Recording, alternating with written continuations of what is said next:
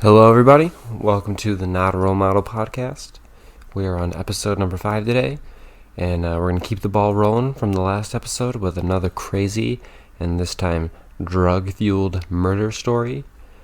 And it's sure to knock your fucking socks off. And with that all being said, let's fucking get at it. Today's story is going to be about a man named Antoine Singleton, aka Big Lurch. He is a American rapper born in 1975 or 1976. Couldn't get an average, so it's either one of those years. And September 15.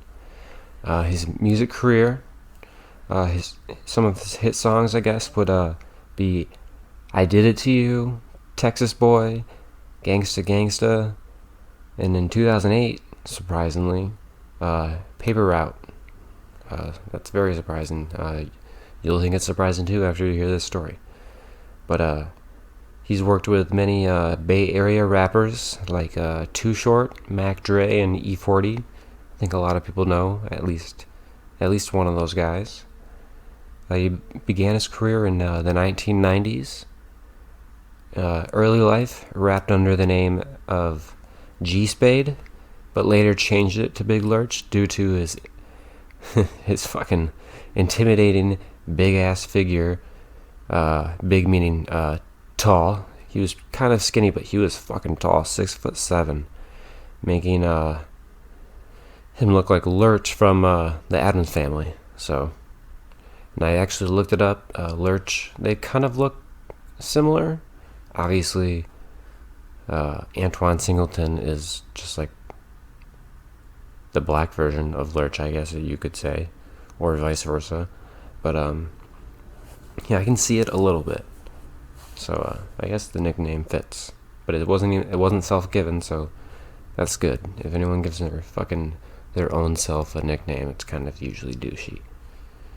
But moving on, September 16, year 2000, a day or so after his 24th birthday, Big Lurch was driving around on the road, just going to the store or something, when all of a sudden, a fucking drunk driver fucking crashes right into him, causing him, Big Lurch, to break his fucking neck. This caused, obviously, a lot of pain, and he obviously had to go to the hospital. He had a bunch of pain in his neck, and of course, the hospital is going to help manage that pain with very strong drugs. And so when he was released, he didn't have access to probably all the same types of drugs that he was being put on at the hospital. So he turns to street drugs. And surprisingly, not like heroin. That's not an opiate. He turns to fucking PCP. PCP for fucking chronic pain. That's ridiculous, because nobody thinks, oh, my fucking back, my neck hurts so bad, let me go take some PCP. What the fuck is that? So, Jesus, he just uses that for his chronic pain. So, PCP is some fucking hard shit. It's got a street name, Angel Dust. It's known for its mind-altering effects like hallucinations, audio, like hearing hallucinations, and the big kicker, fucking violent activity, violent behavior. So, actually, PCP was originally created in, in the 1950s as a surgical anesthetic and a tranquilizer, actually. And the tranquilizer was known as Sernal, but it was later discontinued in 1967 and limited to only veterinarians, animal doctors. So PCP really doesn't seem like the kind of thing you want to do. It seems kind of shitty, kind of gross. So fucking don't do it, kids. Now, the meat and potatoes of this fucking story right here. Let's get to that. It's been 2 years. Fast forward in time, 2 years since his accident. So he's been using PCP to manage his chronic pain for 2 years. This whole entire time. His brain must be just fucking mush. He's probably erratic and just has bad mood swings, and I would assume that's probably what a PCP addict would act like. But I'm just assuming that I've never known anybody who's done it. So it's April 10, 2002. Big Lurch allegedly, we'll see. We'll be the judge of that. We'll see at the end. He allegedly killed a woman named Tanisha, and I have no idea I can't say her last name. It's spelled Ysais. But he killed Tanisha in an apartment in LA, California. The victim was discovered by a friend. And get ready for this, because it's pretty fucking gruesome. She was found with her chest ripped open, and a 3-inch long knife was found broken inside of her body, like in her chest cavity. And she had fucking teeth marks on her face and her lungs. Holy shit, her lungs were ripped out of her chest. Oh my god. Ripped out of her chest. I sincerely hope she wasn't, like, conscious. I'm assuming she wasn't, but I so hope she wasn't fucking conscious to feel any of this shit. That would hurt so bad. But, eyewitnesses say when Big Lurch was arrested and picked up by the police, he was 100% naked, covered in blood. Probably like, the show Dexter, when he was found as a baby. He's covered in blood. Probably like that, so he's naked and covered in blood. They took him in, did a medical examination, and the doctors who did it uncovered that he has fucking human flesh in his stomach. Human flesh in his stomach. That's disgusting. Oh my god. That is crazy. I'm gonna take a sip of a beer right here. Holy shit, that's disgusting. He ate her lung, that's gross. But let's keep going. I can't just human flesh in his stomach. The victim's boyfriend, the girl's boyfriend, said she had used PCP the day before her murder. So probably her and Big Lurch, they like do PCP together. They probably do it together or something like that, and maybe they were together and they freaked out. Someone freaked out. I don't know. But let's see here. Big Lurch stated the last thing he remembered before the murder. Oh my god. Better be sitting down for this shit. Fucking the last thing he remembered, that he was thinking that the world was ending and he had to find and kill the devil. Holy shit, what? This guy's fucked up in the head. This is just insane. I can't believe that's insane. Don't fucking do PCP. He's so fucked up.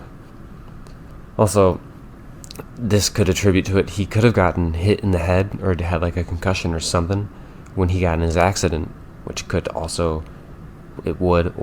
attribute to some of his behavior. But also doing PCP, the side effect is violent behavior. So I don't know. Maybe a combo of both. It could be. It definitely could be. But while he was awaiting trial for the fucking murder, the victim's mother filed a wrongful death suit against him, and him and his record labels. He was part of the death row, not the first death row. They got taken down, but then there was a second one. He was part of that for like a little bit, and so the suit was against them. But later on, the suit. Actually, no, not yet. The suit actually charged the labels because they provided Big Lurch with drugs to encourage him to like have that lifestyle, like a drug like some kind of gangster lifestyle, to build up his credit for his rapping, because he was a rapper. But eventually the record label was dropped from the suit due to them having no affiliation with Big Lurch at the time of the murder.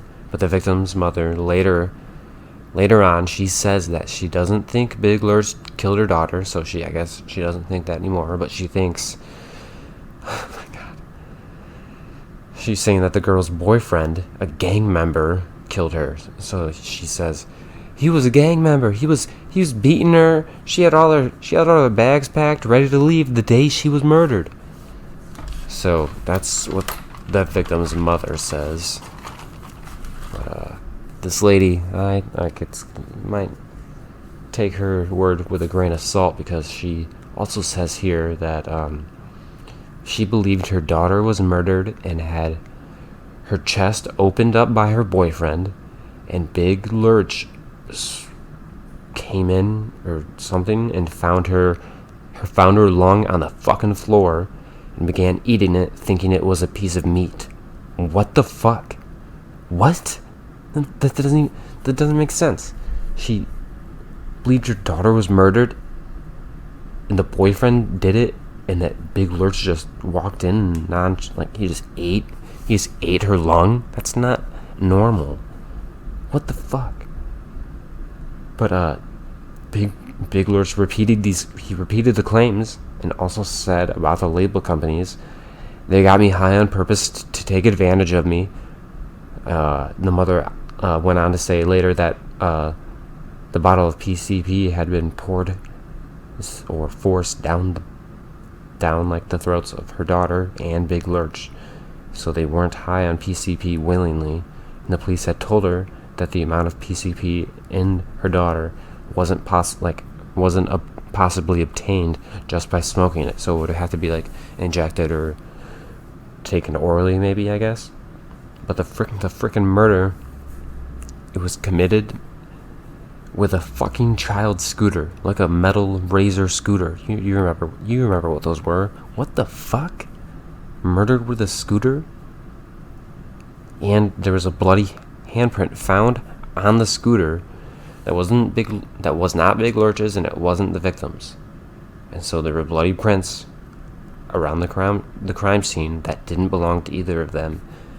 And it just so happened to happen, like the apartment that it happened in LA was a trap house, like a dope house.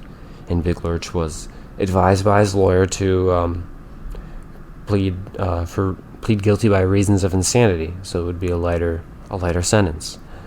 And in California, you can't plead for reasons of insanity if you willingly took a substance that later on led to you to commit a crime. So if he just if he did it, then he wasn't able to do that, and so the jury probably has to figure out a consensus on if it was forced on him or if he did it. So he believes, Big Lurch that is, that his manager and lawyer set him up for fucking failure for personal gain, and he was unhappy with his defense team, his legal defense team. And on November 7th, 2003, Big Lurch was convicted of murder and apparently aggravated mayhem as well the previous June for pleading not guilty for reasons of insanity. They ruled taking PCP isn't a good enough excuse, I guess, like in quotes you could say, for killing someone and eating them. He was sentenced to life in prison. He still believes he was fucking set up, but still no chance of parole in sight. It's not down the road, doesn't seem like. So that's the fucking story. Do you fucking think he did it, or do you think? Because I think it might be like 60-40, maybe 70-30 on it that he did it, because he was there and naked, and it seems like something a PCP addict would do. And but there's also like the other side of the coin that it was in a trap house, so maybe since they were there There definitely could have been like other junkies there who maybe were super fucked up and killed her. And Big Lurch was so fucked up that he didn't know like what was happening, what he was doing, and it happened, and he just like maybe a little bit later ended up coming like a little bit more sober and like woke up kind of and covered in her blood and freaked out. I don't know, but he's still in prison. But one thing I definitely can say is a role model would definitely not ever be in a kind of situation like this. So that's the fucking podcast. That's the fucking Not a Role Model podcast. Thank you for listening. And if you could, please like and subscribe for more crazy fucking stories. Adios.